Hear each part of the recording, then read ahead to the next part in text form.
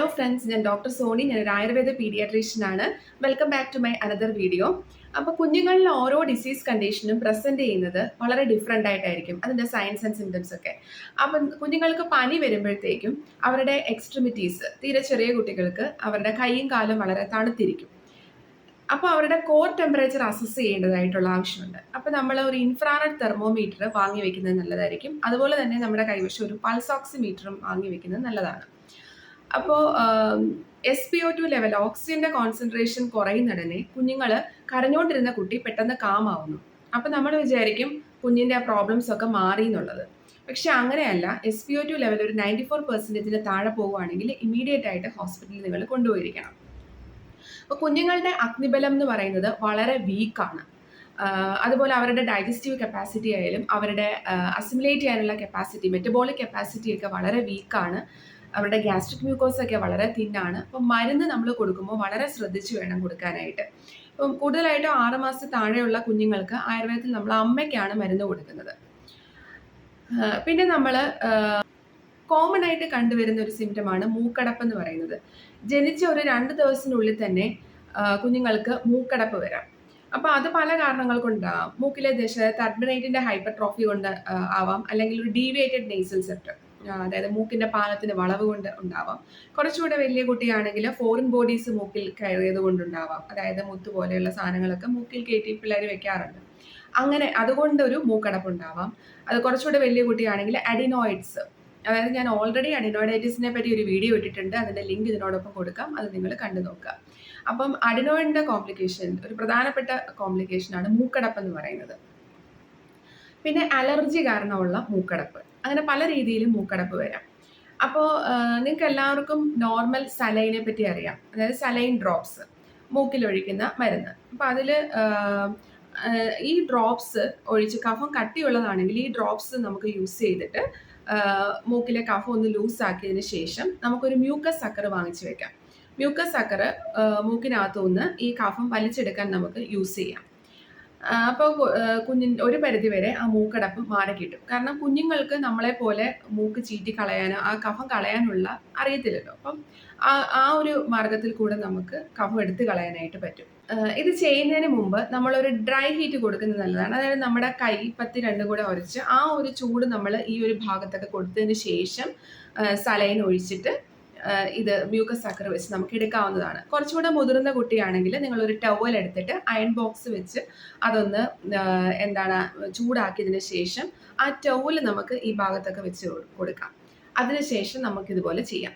അപ്പോൾ തീരെ ചെറിയ കുട്ടികൾക്ക് ഇതുപോലെ ടവൽ യൂസ് ചെയ്ത് അത്രയും ഹീറ്റ് ഒന്നും അവർക്ക് താങ്ങാൻ പറ്റില്ല, അവരുടെ സ്കിന്നിന് താങ്ങാൻ പറ്റില്ല. അപ്പം മുതിർന്ന കുട്ടിയാണെങ്കിൽ ചെയ്യാനുള്ള വഴിയാണ് പറഞ്ഞത്. ചെറിയ കുട്ടികളാണെങ്കിൽ നിങ്ങളുടെ കൈയുടെ ആ ചൂട് മാത്രം മതി. അതിൻ്റെ കൂടെ സലൈൻ ഒഴിച്ചതിന് ശേഷം നിങ്ങൾക്ക് മ്യൂക്കസ് സക്കർ വെച്ചിട്ട് ആ കഫം എടുത്തു കളയാവുന്നതാണ്. ചിലർ ചെയ്യുന്നതെന്ന് വെച്ചാൽ ഈ ചൂടുവെള്ളത്തിൽ തുണി മുക്കിയിട്ട് ആ ചൂട് കൊടുക്കാറുണ്ട്. പക്ഷെ അത് ചെയ്യുന്നതെന്ന് വെച്ചാൽ അത് ആദ്യം ഒരു ചൂട് ഉണ്ടെങ്കിലും പിന്നീട് ആ വെള്ളത്തിൻ്റെ ഇത് മൂലം കഫം കൂടാനേ അത് ചാൻസ് ഉള്ളൂ. അപ്പോൾ എപ്പോഴും ആ ഡ്രൈ ഹീറ്റ് കൊടുക്കുന്നതാണ്. നമ്മൾ തളമൊക്കെ വെക്കാറുണ്ട്. അതായത് കൃഷ്ണാതി ഗുളിക പോലെയുള്ള ഗുളിക നമ്മൾ പൊടിച്ചിട്ട് അത് മുരിങ്ങയില നീരിലോ അല്ലെങ്കിൽ പനിക്കൂർക്കയുടെ നീരിലൊക്കെ അത് ചൂടാക്കി കുറുക്കിയതിന് ശേഷം ആറിയതിനു ശേഷം നമ്മൾ പൊട്ട് തൊട്ട് കൊടുക്കാൻ പറയാറുണ്ട്. അതായത് ബിന്ദി പോലെ. അപ്പം അതിങ്ങനെ കറുത്തിരിക്കുന്നതുകൊണ്ട് അത് ഈ ബിന്ദി പോലെ നമുക്കത് അപ്ലൈ ചെയ്യാനായിട്ട് പറ്റും. അതിൻ്റെ മുകളിൽ ഒരു ടിഷ്യൂ പേപ്പർ വെച്ച് ഒട്ടിച്ച് വെച്ചിരുന്നാൽ മതി. പല കുഞ്ഞുങ്ങളും പാല് കുടിക്കുമ്പോൾ തന്നെ ഒരുപാട് തല വേർത്തിട്ട് അതുമൂലം മൂക്കടപ്പ് ഉണ്ടാവാറുണ്ട്. അപ്പോൾ ഇതുപോലെയുള്ള തളങ്ങൾ ചെയ്യുന്നത് കൊണ്ട് തന്നെ ആ ഒരു ടൈപ്പ് ഓഫ് മൂക്കടപ്പ് മാറിക്കിട്ടുക തന്നെ ചെയ്യും. ഇപ്പോൾ ചെറിയ കുട്ടികൾക്ക് അറിയാമല്ലോ, അവരുടെ പതപ്പ് അടഞ്ഞിട്ടില്ല, ഇവിടെ ഒരു പതപ്പ് ഉണ്ടാവുമല്ലോ, അതായത് ആൻറ്റീരിയർ ഫോർണിക്കുലർ റീജിയനിൽ. അവിടെ നിങ്ങൾ ഈ തളമൊക്കെ ഇട്ടിട്ട് അത് ക്ലീൻ ആക്കി മാന്തി പൊളിച്ചൊന്നും എടുക്കാൻ പാടില്ല. അപ്പോൾ അവിടെ അപ്ലൈ ചെയ്യേണ്ടെന്ന് തന്നെയാണ് ഞാൻ പറയുന്നത്. കാരണം അതൊരു ഡോക്ടറിൻ്റെ സൂപ്പർവിഷനിലോട് കൂടി മാത്രം ചെയ്യേണ്ട ഒരു കാര്യമാണ്. അപ്പോൾ നിങ്ങൾ വീട്ടിൽ ചെയ്യാനാണെങ്കിൽ ഇതുപോലെ ഞാൻ പറഞ്ഞ കൃഷ്ണാതി ഗുളിക പനിക്കൂർക്കയുടെ നീരിലോ അല്ലെങ്കിൽ മുരിങ്ങയിലയുടെ നീരിലോ നിങ്ങൾക്ക് നന്നായിട്ട് അത് ഗുളിക പൊടിച്ച് ഈ നീരിൽ ചൂടാക്കി കുറുക്കിയതിന് ശേഷം അതൊരു ബിന്ദി പോലെ, ഒരു പൊട്ട് പോലെ ഇവിടെ അപ്ലൈ ചെയ്ത് കൊടുക്കാവുന്നതാണ്. അത് നിങ്ങൾ നന്നായിട്ട് ശ്രദ്ധിച്ചോണം, അത് കണ്ണിലൊന്നും അതിൻ്റെ പൊടിയൊന്നും പോവരുത്. അപ്പം അതിന് വേണ്ടിയിട്ടാണ് ഞാൻ പറഞ്ഞത് ടിഷ്യൂ പേപ്പർ അതിൻ്റെ മുകളിൽ ഇങ്ങനെ വെച്ചിരുന്ന് കഴിഞ്ഞാൽ കുഞ്ഞ് കൈ കൊണ്ടുപോയി ആ ഭാഗത്തൊന്നും തൊടാതെ ഇരിക്കുമല്ലോ. അതുപോലെ പലരും ഞാൻ കണ്ടിട്ടുണ്ട് രാസ്നാദി ചൂർണം കുളിക്ക് ശേഷം ചെറിയ കുഞ്ഞുങ്ങളിൽ അപ്ലൈ ചെയ്യുന്നത്. ഒരു 3 വയസ്സിന് എബോവ് ആയിട്ടുള്ള കുട്ടികളിൽ രാസ്നാദി ചൂർണം അപ്ലൈ ചെയ്യുന്നുണ്ട്, കുഴപ്പമില്ല. അതിലും തീരെ ചെറിയ കുഞ്ഞുങ്ങൾക്ക് രാസ്നാദി ഭയങ്കര തീക്ഷ്ണമാണ്. അപ്പോൾ അത് ചെയ്യുന്നത് ഒട്ടും നല്ലതല്ല. കുഞ്ഞുങ്ങൾക്ക് രാസ്നാദി ചൂർണത്തിന് പകരം നിങ്ങൾക്ക് കച്ചൂരാതി ചൂർണം ഉപയോഗിക്കാം. അതുപോലെ തന്നെ നിങ്ങൾക്ക് വേണമെങ്കിൽ പനിക്കൂർക്കയുടെ ഇല തണലിൽ ഉണക്കിയിട്ട് അതൊന്ന് ഫൈൻ പൗഡറായിട്ട് പൊടിച്ചതിന് ശേഷം അതൊന്ന് നെറുകയിൽ സ്പ്രിങ്കിൾ ചെയ്ത് കൊടുക്കാം. അതുപോലെ വേറെയും പല ചൂർണങ്ങളുണ്ട്. അപ്പോൾ ഇത് സോഷ്യൽ മീഡിയ പ്ലാറ്റ്ഫോമാണ്. അപ്പോൾ ഞാൻ മെഡിസിൻസിൻ്റെ ഒന്നും പേര് അധികം പറയുന്നില്ല. കാരണം ഇത് ഡോക്ടറുടെ നിർദ്ദേശപ്രകാരം മാത്രം ചെയ്യേണ്ടതായിട്ടുള്ള കാര്യങ്ങളാണ്. അപ്പോൾ നിങ്ങൾക്ക് അടുത്തുള്ള ആയുർവേദ ഡോക്ടറെ കണ്ടിട്ട് നിങ്ങൾക്കത് അവരുടെ നിർദ്ദേശപ്രകാരം നിങ്ങൾക്കത് ഫോളോ ചെയ്യാം. അപ്പോൾ ചെറിയ മൂക്കടപ്പൊക്കെ ഉണ്ടെങ്കിൽ തന്നെ ഈ ഒരു ബിന്ദിയുടെ ആപ്ലിക്കേഷൻ കൊണ്ടും സലൈൻ ഡ്രോപ്സ് യൂസ് ചെയ്തിട്ട് നിങ്ങൾ ആ കഫം മ്യൂക്കസ് ഒക്കെ ഉപയോഗിച്ച് എടുത്തു കളയുന്നതിൽ കൂടെയൊക്കെ തന്നെ മാറിക്കിട്ടും. പിന്നെ വേറൊരു കാര്യം ശ്രദ്ധിക്കേണ്ടതായിട്ടുള്ളത്, കുഞ്ഞുങ്ങൾക്ക് ഈ മൂക്കടപ്പ് വരാനായിട്ടുള്ള കാരണം അമ്മയുടെ പാലിന്റെ ദുഷ്ടി എന്ന് പറയും.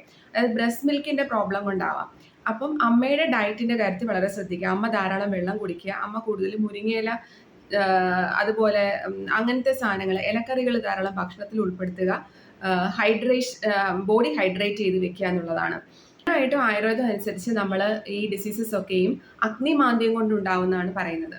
അതായത് കുഞ്ഞുങ്ങളിൽ അഗ്നിബലം വളരെ കുറവാണ്. അതായത് ഡൈജസ്റ്റ് ചെയ്യാനായിട്ടുള്ള കപ്പാസിറ്റി ഒക്കെ വളരെ കുറവാണ്. പിന്നെ വേറൊരു കാര്യം എന്ന് പറഞ്ഞാൽ ബോട്ടിൽ ഫീഡ് ചെയ്യുന്ന കുട്ടികളിൽ അവർ കിടന്നാണല്ലോ പാല് കുടിക്കുന്നത്. അപ്പൊ അവരിൽ കൂടുതൽ ഇതുപോലെയുള്ള സിംറ്റംസ് ഉണ്ടാവാറുണ്ട്. തലയിൽ ഉപയോഗിക്കുന്ന എണ്ണയ്ക്ക് വളരെയധികം പ്രാധാന്യമുണ്ട്. അപ്പം നിങ്ങൾ വേറൊരു രോഗവുമില്ലാതെ ഹെൽത്തി ബേബി ആണെങ്കിൽ ആവശ്യമില്ലാതെ നിങ്ങൾ കൂടുതൽ മെഡിക്കേറ്റഡ് ആയിട്ടുള്ള മരുന്നുകളിലേക്ക് പോവാതിരിക്കുന്നതാണ് നല്ലത്. മെഡിക്കേറ്റഡ് ആയിട്ടുള്ള എണ്ണകളിലേക്ക് പോവാതിരിക്കുന്നതാണ് ഏറ്റവും നല്ലത്. ഞാൻ ഓൾറെഡി ഒരു വീഡിയോ ചെയ്തിട്ടുണ്ടായിരുന്നു ഉരുക്ക് വെളിച്ചെണ്ണയെ പറ്റിയിട്ട്. അപ്പം ഉരുക്ക് വെളിച്ചെണ്ണയാണ് കുഞ്ഞുങ്ങളിൽ തേക്കാനായിട്ട് ഏറ്റവും നല്ലത്. പിന്നെ മൂക്കടപ്പ് കഴിഞ്ഞിട്ട് അടുത്ത ഒരു കണ്ടീഷനാണ് അഡിനോയിഡൈറ്റിസ് എന്ന് പറയുന്നത്. അപ്പോൾ അഡിനോയിഡൈറ്റിസിനെ പറ്റി ഞാനൊരു ഡീറ്റെയിൽഡ് വീഡിയോ ചെയ്തിട്ടുണ്ട്. അപ്പോൾ അതിൽ ശ്രദ്ധിക്കേണ്ട കാര്യങ്ങൾ 1-2 കാര്യങ്ങൾ ഞാനൊന്ന് വളരെ ചുരുക്കി പറയാം. അതായത് ഒന്ന്, ഇവരിൽ മൂക്കടപ്പാണ് പ്രധാന കംപ്ലൈൻറ്റ്. അപ്പോൾ രാത്രി അവർക്ക് ഭക്ഷണം നേരത്തെ കൊടുക്കുക. പിന്നെ അത്യാവശ്യമായിട്ട് ശ്രദ്ധിക്കേണ്ടതെന്ന് പറഞ്ഞാൽ അവരെ ഓരോ ഫീഡിന് ശേഷവും നല്ലതുപോലെ പല്ല് തേച്ച് വാ കഴുകി ആ ഓറൽ ഹൈജീൻ മെയിൻറ്റെയിൻ ചെയ്യുക എന്നുള്ളത് വളരെ ഇമ്പോർട്ടൻ്റ് ആയിട്ടുള്ള കാര്യമാണ്. അതായത് ഭക്ഷണം കഴിച്ചതിന് ശേഷം ചെറിയ ചൂടുവെള്ളം കുടിച്ചിട്ട് കിടക്കാൻ പറയുക. അതുപോലെ തന്നെ കഫഹരങ്ങളായിട്ടുള്ള ആയുർവേദ മരുന്നുകളുണ്ട് അതിന് വേണ്ടിയിട്ട്. അപ്പോൾ അത് നിങ്ങൾക്ക് ഡോക്ടറുടെ നിർദ്ദേശപ്രകാരം എടുക്കാവുന്നതാണ്. അതുപോലെ ഫുഡ് നേരത്തെ കഴിച്ചിട്ട് കിടക്കാനായിട്ട് പറയുക. അതായത് ഒരു 2-3 hours ഗ്യാപ്പ് ഇടണം. അതായത് 8 മണിക്ക് മുമ്പ് രാത്രിയിലെ ആഹാരം ഉറപ്പാക്കുക. ആയുർവേദത്തിൽ നസ്യം പോലെയുള്ള ട്രീറ്റ്മെൻറ്റ്സ് ചെയ്യാറുണ്ട്, കബളം പോലെയുള്ള ട്രീറ്റ്മെൻറ്റ്സ് ചെയ്യാറുണ്ട്. അതിന് വേണ്ടിയിട്ട് പല ആയുർവേദ മെഡിസിൻസ് ഉണ്ട്. ഒരു 80% കൂടുതൽ ബ്ലോക്ക് ഉണ്ടെങ്കിൽ മാത്രം നിങ്ങൾ സർജറിയെ പറ്റി ആലോചിച്ചാൽ മതി. അതിന് താഴെയുള്ളതെല്ലാം ആയുർവേദത്തിലൂടെ നിങ്ങൾക്ക് ക്യൂർ ചെയ്യാനായിട്ട് പറ്റും. അപ്പോൾ ഇവിടെയാണെങ്കിൽ പൂജപ്പുരയിൽ സ്ത്രീകളുടെയും കുട്ടികളുടെയും ഹോസ്പിറ്റലുണ്ട്, ഗവൺമെൻറ് ആയുർവേദ ഹോസ്പിറ്റല്. അപ്പോൾ അവിടെ നിങ്ങൾക്ക് കാണിച്ച് ചികിത്സ തേടാവുന്നതാണ്. ടോൺസിലൈറ്റിസ് കണ്ടീഷൻ, ടോൺസിലൈറ്റിസിലും ഏകദേശം അഡെനോയിഡിന്റെ ഒരു ട്രീറ്റ്മെന്റ് രീതി തന്നെയാണ് നമ്മൾ ഫോളോ ചെയ്യുന്നത്. അവിടെ ASOയും CRP ടെസ്റ്റുകളും കൂടെ ചെയ്ത് നോക്കുന്നത് നല്ലതായിരിക്കും. അതായത് റുമാറ്റിക് ഫീവർ എന്തെങ്കിലും അസോസിയേറ്റഡ് ആയിട്ടുണ്ടോ എന്ന് അറിയാൻ വേണ്ടിയിട്ടാണ്. ഇതിനും ആയുർവേദത്തിൽ നമ്മൾ മരുന്നുകളുണ്ട്. അപ്പോൾ അത് നിങ്ങൾക്ക് ഡോക്ടറുടെ നിർദ്ദേശപ്രകാരം എടുക്കാവുന്നതാണ്. എക്സ്റ്റേണൽ ആയിട്ട് ലേപങ്ങളൊക്കെ കൊടുക്കാറുണ്ട്. കുഞ്ഞുങ്ങളിൽ കൂടുതലായിട്ടും അലർജിക് മാനിഫെസ്റ്റേഷൻ, അതായത് ബ്രോങ്കിയൽ ആസ്മ പോലെയുള്ളത് പ്രധാനമായിട്ടും അവരുടെ അതായത് അവരുടെ ഭക്ഷണ രീതി അതിലൊരു പ്രധാനപ്പെട്ട കാര്യമാണ്. ഇപ്പോൾ ഞാൻ ഓൾറെഡി അഡിനോയിഡിന്റെ വീഡിയോയിൽ പറഞ്ഞിരുന്നു, അംഗൻവാടിയിൽ നിന്ന് കിട്ടുന്ന അമൃതം പൊടി വരെ, അമൃതം പൊടി പാലിലിട്ട് കുറുക്കി കൊടുക്കുമ്പോഴത്തേന് അത് ഭയങ്കര ഗുരുവാണ്. അതിൽ ഹെവി ആയിട്ടുള്ള ഉഴുന്ന കപ്പലണ്ടി പോലെയുള്ള കാര്യങ്ങളാണ് ഉള്ളത്. അതങ്ങനെ കണ്ടിന്യൂസ് കൊടുക്കുന്നുണ്ടെങ്കിൽ കുട്ടികളുടെ ഡൈജസ്റ്റീവ് കപ്പാസിറ്റി വളരെ വീക്ക് ആയതുകൊണ്ട് അതിനെ ദഹിപ്പിക്കാൻ കഴിയില്ല. അപ്പോൾ ഇതുപോലെയുള്ള റെസ്പിറേറ്ററി കണ്ടീഷൻസ് ഫ്രീക്വൻ്റ് ആയിട്ട് അങ്ങനെയുള്ള കുട്ടികളിലുണ്ടാകും. അത് മാത്രമല്ല ജങ്ക് ഫുഡ്സ്, മൈദ അടങ്ങിയ പൊറോട്ട, ബിസ്ക്കറ്റ്, ചോക്ലേറ്റ്, നൂഡിൽ, ഇതുപോലെയുള്ള ഐറ്റംസ് ഒക്കെ തന്നെ കുട്ടികളുടെ അഗ്നിബലം, അതായത് കുട്ടികളുടെ ഡൈജസ്റ്റീവ് പവർ കുറയ്ക്കുന്നതും അതുമൂലം ഇങ്ങനെയുള്ള റെസ്പിറേറ്ററി കണ്ടീഷൻസിലേക്ക് പോകാനും ഇടയാക്കും. അതുകൊണ്ട് അവരുടെ ഫുഡിൻ്റെ രീതിയിൽ വളരെയധികം ശ്രദ്ധിക്കാം. അഷ്ടചൂർണ്ണം ഒരു 1/4 സ്പൂൺ കൊടുക്കുന്നത് ദഹനശക്തി കുറച്ചുകൂടെ വർദ്ധിക്കാനായിട്ട് നല്ലതാണ്. ഇത് നമുക്ക് ചോറിൻ്റെ ഉരുളയുടെ കൂടെയോ അല്ലെങ്കിൽ സാമ്പാറിലൊക്കെ ചേർത്ത് നമുക്കിങ്ങനെ കൊടുക്കാവുന്നതാണ്. വേറൊരു കാര്യം എന്ന് വെച്ചാൽ പാല് ശരിക്കും ഇങ്ങനെയുള്ള റെസ്പിറേറ്ററി കംപ്ലയിൻസ് അടുപ്പിച്ചടുപ്പിച്ച് വരുന്ന കുട്ടികളിൽ പാൽ ഒഴിവാക്കുന്നതാണ് നല്ലത്. അതിന് പകരം നിങ്ങളൊരു സൂപ്പാക്കി കൊടുക്കുക. ഇപ്പം പാലിനകത്ത് നിങ്ങൾക്ക് കാൽഷ്യം ഒക്കെ ആവശ്യമാണ്. അപ്പം നിങ്ങൾക്ക് അത് എടുക്കാത്തത് കൊണ്ട് നിങ്ങൾക്കൊരു സൂപ്പ് ഉണ്ടാക്കി കൊടുക്കാം. അതായത് വെജിറ്റബിൾസും അതിൻ്റെ കൂടെ തന്നെ നിങ്ങൾക്ക് ചിക്കനോ മട്ടണോ ഒക്കെ ഇട്ടിട്ട് അതിനോടൊപ്പം തന്നെ കുറച്ച് വെളുത്തുള്ളിയും കുരുമുളകും ഒക്കെ ആഡ് ചെയ്ത് നിങ്ങൾക്ക് സൂപ്പ് ഉണ്ടാക്കിയിട്ട് കുഞ്ഞിന് കൊടുക്കാവുന്നതാണ്. അതുപോലെ തന്നെ ചെറിയ കുട്ടികൾക്ക് ഞാനൊരു വെജിറ്റബിൾ സൂപ്പിൻ്റെ ഒരു വീഡിയോ ഇട്ടിട്ടുണ്ടായിരുന്നു. അതായത് പയറുപരിപ്പും അതിനോടൊപ്പം തന്നെ എന്താണ് സാമ്പാറിൻ്റെ മസാല ചേർക്കാതെ നമ്മൾ സാമ്പാർ ഉണ്ടാക്കി കൊടുക്കുന്നത് പോലെ, അതായത് വെജിറ്റബിൾസും അതിനോടൊപ്പം ഈ പയറുപരിപ്പും കൂടെ ചേർത്ത് കുറച്ച് കുരുമുളകും വെളുത്തുള്ളിയൊക്കെ ചേർത്തിട്ട് സൂപ്പാക്കി നിങ്ങൾക്ക് കൊടുക്കാവുന്നതാണ്. അത് പെട്ടെന്ന് ദഹിക്കുന്നതാണ്. അതുപോലെ തന്നെ കുട്ടിക്ക് ആവശ്യമായിട്ടുള്ള പ്രോട്ടീൻ അതിൽ നിന്ന് കിട്ടും. അതുപോലെ മുട്ടയുടെ വെള്ളയൊക്കെ 1 വയസ്സിന് ശേഷം കൊടുക്കുന്നതാണ് നല്ലത്. നമ്മുടെ മുട്ടയുടെ മഞ്ഞ എഗ് യോക്ക് ഒരു 9 മന്ത്സിലൊക്കെ കൊടുക്കാൻ പറയും. പക്ഷേ അന്നേരം കൊടുക്കണമെന്ന് വലിയ നിർബന്ധമൊന്നുമില്ല കേട്ടോ. 1 വയസ്സായിട്ട് കൊടുത്താലും മതി. ഇതുപോലെ എളുപ്പം ദഹിക്കാൻ കഴിയുന്ന പ്രോട്ടീൻസ് കൊടുക്കുന്നതാണ് ഏറ്റവും നല്ലത്. ഇപ്പോൾ ശ്വാസമുട്ട് പല രീതിയിലുണ്ടാവാം. ഇപ്പം ചില കുഞ്ഞുങ്ങൾക്ക് തല വേർത്തിട്ട് ഇപ്പോൾ എക്സസൈസ് ഇൻഡ്യൂസ്ഡ് ആയിട്ട് ഉണ്ടാവാം. അതായത് ഇപ്പോൾ തണുത്ത കാറ്റ് അടിച്ചത് കൊണ്ടോ അല്ലെങ്കിൽ കുറച്ച് നേരം ഓടി കളിച്ചത് കൊണ്ടോ അങ്ങനെയൊക്കെ ഉണ്ടാവാം. പിന്നെന്ന് പറഞ്ഞാൽ ഒരു വൈറൽ ഇൻഫെക്ഷൻ ഇൻഡ്യൂസ്ഡ് ആയിട്ട് ഉണ്ടാവാം. അപ്പം എല്ലാ ശ്വാസമുട്ടലും അല്ലെ എല്ലാ വീസിങ് ഇത് കേൾക്കുമ്പോഴും ഒരു ആസ്മ എന്നുള്ള കണ്ടീഷൻസിലേക്ക് അത് ഒതുക്കാൻ പാടില്ല. ഇതുപോലെയുള്ള കണ്ടീഷൻ, അതായത് ആസ്മ, അലർജിക് ആയിട്ടുള്ള കണ്ടീഷൻസിൽ നമ്മൾ ബ്രോങ്കോ ഡയലറ്റേഴ്സ് ആയിട്ടുള്ള ആയുർവേദ മരുന്നുകളുണ്ട്. അതുപോലെ തന്നെ നമ്മൾ നെബുലൈസേഷൻ വളരെ ഇമ്പോർട്ടൻ്റ് ആയിട്ട് ഉള്ള ഒരു കാര്യമാണ് നെബുലൈസ് ചെയ്യുക എന്നുള്ളത്.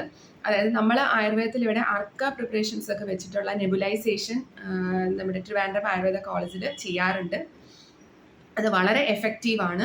അതുപോലെ തന്നെ ചെസ്റ്റ് ഫിസിയോ പോലെയുള്ള കാര്യങ്ങൾ ചെയ്യാറുണ്ട്. ഈ ശ്വാസമുട്ട് വരുമ്പോഴത്തേക്കും കുട്ടിക്ക് ആവി പിടിക്കാൻ പറയുന്നത് അത്ര നന്നായിട്ട് എനിക്ക് തോന്നിയിട്ടില്ല. കാരണം വീണ്ടും ഒരു കുഞ്ഞുങ്ങൾക്ക് ആവി പിടിക്കുക എന്ന് പറയുന്നത് പേടിയാണ്. അവർ വെറുതെ ഇതിൻ്റെ മുന്നിൽ ഇരിക്കത്തേ ഉള്ളൂ. അപ്പം മോയിസ്നെസ് വീണ്ടും അടിച്ചത് കണ്ടീഷൻ കൂടുതൽ വഷളാവാനേ അത് ഇടയാക്കുകയുള്ളൂ. അപ്പം ഒരു ഡ്രൈ ഹീറ്റ് ആണ് എപ്പോഴും നന്നായിട്ട് എനിക്ക് തോന്നിയിട്ട്. ചില പെർഫ്യൂംസിന്റെ മണം അല്ലെങ്കിൽ ഈ കൊതുക് തിരി, ചന്ദനത്തിരി അതിൻ്റെയൊക്കെ മണം ചിലർക്ക് അലർജി ആയിരിക്കും. പൊടി അലർജി ഉള്ളവരുണ്ടാവാം. അതുപോലെ കോക്രോച്ച് അലർജി ഉണ്ടാക്കുന്ന വേറൊരു പ്രധാനപ്പെട്ട കാര്യമാണ്. അപ്പം ഇതൊക്കെ കൊണ്ടുണ്ടാവുന്ന അലർജി ഇൻഡ്യൂസ്ഡ് ആയിട്ട് മൂക്കടപ്പും കാര്യങ്ങളും ഒക്കെ വരാം. ആസ്മയിലേക്ക് പോവാം. പിന്നെ ഒരുപാട് നട്ട്സും ഒക്കെ കുഞ്ഞുങ്ങൾക്ക് കൊടുക്കാതിരിക്കുന്നത് തന്നെയാണ് നല്ലത്. അതൊക്കെ മിതമായ അളവിൽ തന്നെ കൊടുക്കുക. ഹെവി ആയിട്ടുള്ള അങ്ങനത്തെ പ്രോട്ടീൻസ് മാറ്റിയിട്ട് ഞാൻ പറഞ്ഞ പോലെ പയറുവർഗ്ഗങ്ങളും അതൊക്കെ ആഹാരത്തിൽ ഉൾപ്പെടുത്താനായിട്ട് കൂടുതൽ ശ്രദ്ധിക്കുക. പിന്നെ പാല് നമ്മൾ അത്ര നിർബന്ധമാണെങ്കിൽ നമ്മളൊരു 11 മണി ആ ഒരു ടൈമിൽ കൊടുക്കുന്നതാണ് നല്ലത്. ഏർലി മോർണിംഗിൽ പാല് കൊടുക്കാതിരിക്കുക. അല്ലെങ്കിൽ ഒരു 4 മണി സമയത്ത് അങ്ങനെ നമുക്ക് കൊടുക്കാവുന്നതാണ്. പിന്നെ വൈറ്റൽ കപ്പാസിറ്റി കൂട്ടാനായിട്ട് പ്രാണായാമം പോലെയുള്ള എക്സസൈസുകളൊക്കെ ആയുർവേദത്തിൽ ചെയ്യിപ്പിക്കാറുണ്ട്.